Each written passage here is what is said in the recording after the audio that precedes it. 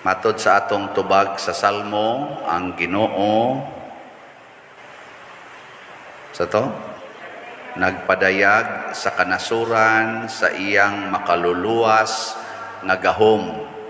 Nya pag-abot sa ebanghelyo mi ingon si Jesus nganhi sa iyang mga kaning pinaagi aning ebanghelyo ni sa pista ni San Bernabe nga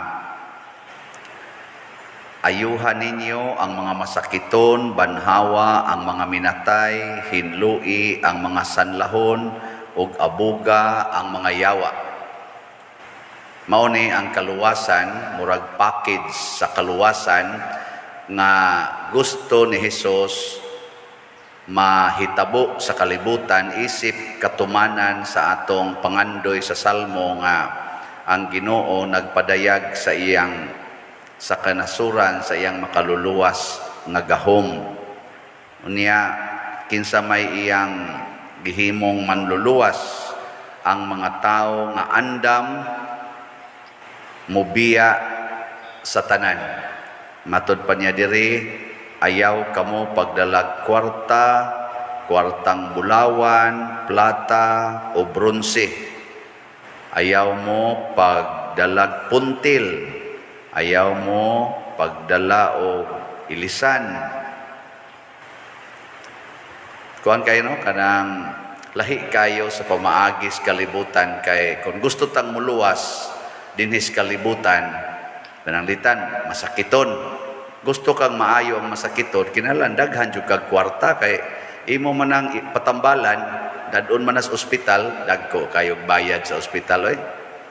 Labi nag-operahan ang imong masakiton, basta lagi partig yung dagko ag bayad. Pero ang imong Kristo diri ayuha ang masakiton pero ay mo pagdag kwarta.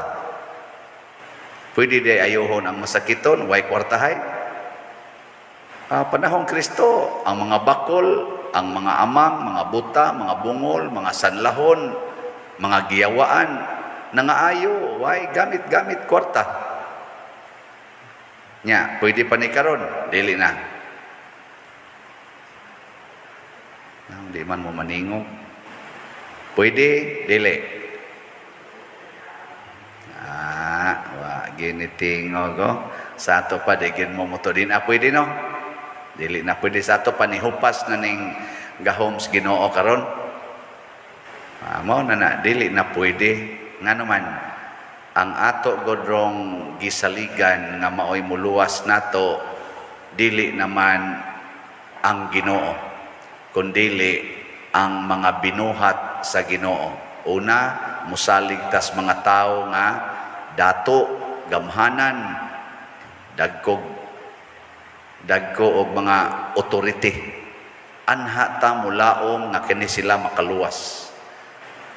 Nya ra ba baligtad kasagaran aning mga tawhana dili muluwas motiwas nato. Imbis mangita ka og imong kaugalingnan nga balay, ilugo na ginong imong yuta kay wa man sad moy kaligunan nga papilis nya dato man kaayo. Koralo na gid hinuon na diha, no trespassing private property. Imbis nga maluwas ka kay wa kay kwarta, paluno na ginoon ka, lending, butangan pag yun og interest na nisamot na yun. Gadoble na gyud atong ka-problema. So kinsa man day ang tinuod nga makaluwas kalibutan? Ang mga tao nga sama nila ni San Bernabe, sama nila sa mga apostoles nga wa mangandoy og butang, gahom, dungog, wa gani mangandoy og taas nga kinabuhi. Okay ra gyud mamatay anytime. Kini mo'y manluluwas. Dili ang kana mga tao nga kusog kaayong mo higugma og kwarta, gahom, authority, dungog, mga kanibang gitawag na to bag influence sa katilingban. Mao na magbantay ta ani. Sa atong unang pagbasa gihisgutan ang pagsangyaw nila ni Bernabe. mga tao nga gipili sa Espiritu Santo. Ang gabuot sa ilang kinabuhi ang Espiritu Santo. Diri sila ning dapita nagpundok, kalitlag abot ang Espiritu Santo, ipadala ni sila ngadto na sa laing lugar. Ana, kami bitang mga pari, mao man ay among role. Ibutang mi aning parokyaha. Ikasunod na sad, depende sa Espiritu Santo, pinaagi sa authority sa obispo, ipadala na pod miglain. Ana, una di gid mi kinahanglang mohigugma sa usa ka lugar, usa ka balay, usa ka ang tawag na to bag pribilehiyo sa kalibutan. Ang amo ra yung higugmaon aron mi mahimong makaluwas mao ang sugo sa Ginoo. Abisag sa inyong balay, testingi sa inyong balay suway naghigugma ang imong plato. Tanawa, manghugas ng imong anak, mabuak ng plato sa may buhaton, kasabaan ng anak. No, usahay pag-iuban, latoson pag yun, gadanghag ka, mahal ra ba kayo ng platuha, karaan kayo na, gikan pa na sa akong ginikanan, imo lang gibuak kung panuwaya ka, gadanghag na ng naong nimo, anaon? Adi-de tinaon.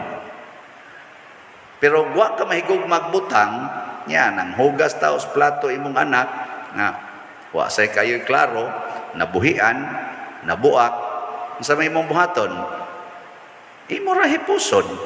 Ano ra nimo wa ka masama day, wa ra man ay salamat in town. Ay kaugma baso na say mabuak, na imo na sang hipuson na. Sunod na ingon na imong anak mawa na ihugasan. Siya ngano man siya, hurot na magkabuak. Palit na sa kag plastic ana, imong ihatag. Sige day, kaniday kay og mahog ni muuntol ra man di naman ni mabuak. Di wa gyud way gubot. Wa. Di ba? Sige kana sa butang pa lang nang naa. At istingi ko no be, nahigugma kas imong bana, asawa ka nahigugma kas imong bana. Nya nakit-an nimo imong bana to ay giagbay-agbayan nga babae mo bu kay short. Unsa may imong bation? Mina ko mura kag himungaan, lab ka na ni animal ka perti na kung tinarong nimong buanga ka, ikaw dahil din magsige dahil kag himo dahil nimong binuang.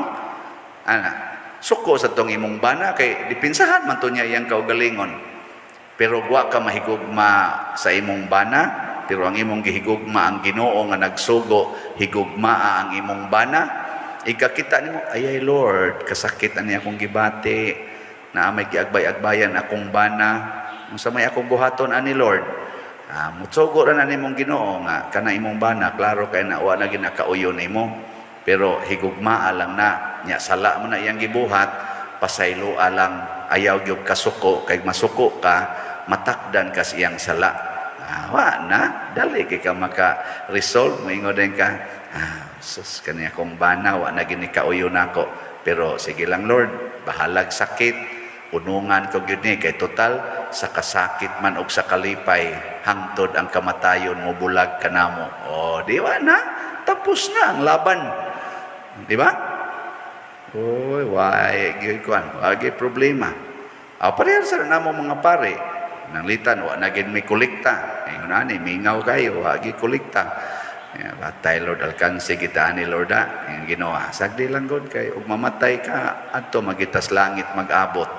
Maubitan nang wa kay asawa, wa sad kay mga butang, mo nang poverty, chastity ug obedience imong kinabuhi kay di man na mag-agad og kolekta, ang mag-agad ana pari ka.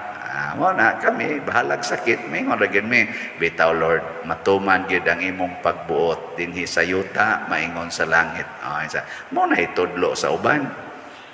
Ako sad musingit sa ko gamay ko nya Lord, gamay kay halin ang slat. Mana sagdi lang kay og di sa namahalin, di ka kapatukod sa imo mga tukuron dia simbahan. Sila ra sanay mag-antos. Ana, no. Sa may labot nimo kwaon naman ti kadiha mga 3 ka tuig, 4 ka tuig ikan karon, labing dugay wa na kadiha ay nakabalaka ana. Manghingoy-ab na lang pila ka hingoy-ab wa na kadiha. Ila na sa nang problema sa gasunod. Sakto tinuod no. Amo na sige la jud kog baligya. Gahapon gani, gamay kayong halin. 74 itong halin gahapon. Pero sige lang ato gyapon pakpakan be ang halin gahapon. Oh, sus. Walag 74. 7,000 naman sa 95 atong total halin. Oh, so naman gini. Di lang kita mga matay, mga 5 ka buwan gikan karon si haros ag di ni mahurot, no? Di pa sa tingin mo mga matay og 5 ka buwan, no?